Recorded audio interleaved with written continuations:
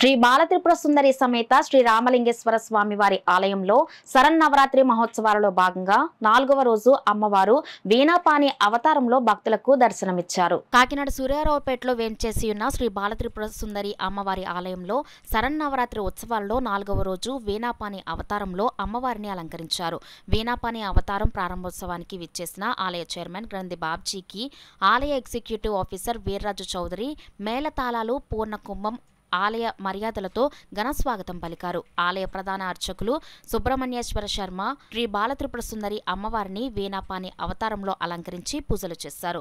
ఆలయ చైర్మన్ గ్రంథి Babji, executive officer Veerraju Chowdary Veenapani అవతారాన్ని ప్రారంభించారు. పెద్ద సంఖ్యలో తరలివచ్చిన భక్తులు అమ్మవారిని దర్శించుకుని పూజలు చేశారు.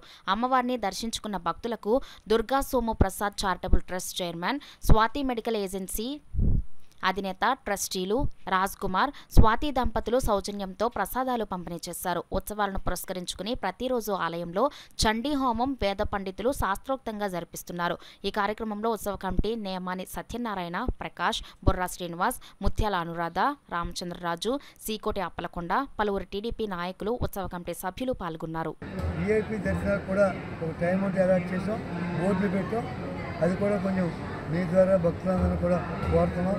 దయచేసి అందరూ కూడా ఏ ఒక్కరు కూడా ఆ టైం పెంచకుండా వచ్చి తీసుకోవాలని చెప్పేసి దర్శనం తీసుకోమని కోరుతున్నాం.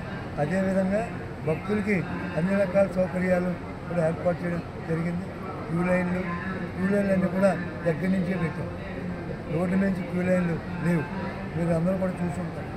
అంతేదా లాస్ట్ 3 days బయట నుంచి పెట్టవచ్చు తప్ప ప్రస్తుతం ఏ ఒక్కరికి ఇబ్బంది లేకుండా ఉండేటువంటి సిస్టంలోనే పెట్టడం జరిగింది.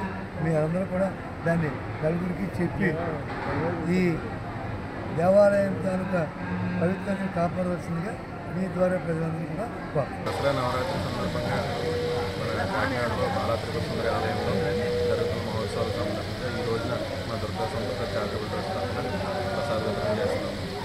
ఇక్కడికి ఇచ్చేసిన భక్తులందరికీ కూడా ఈరోజు ప్రసాదం చేస్తున్నాము. అలాగే ఈ 10 రోజులు అనేక మంది దాతలు ముందుకొచ్చి ప్రసాదాన్ని అన్నదానం చేయడం అనేక కార్యక్రమాలు జరుగుతాయి. ఇలాంటి కాకినాడలో ఈ ఆలయం ఉండడం కూడా కాకినాడ అందరూ చేసుకున్న అదృష్టంగా భావిస్తున్నాం. ఈ అవకాశం వచ్చినందుకు నేను అదృష్టంగా భావిస్తున్నాను.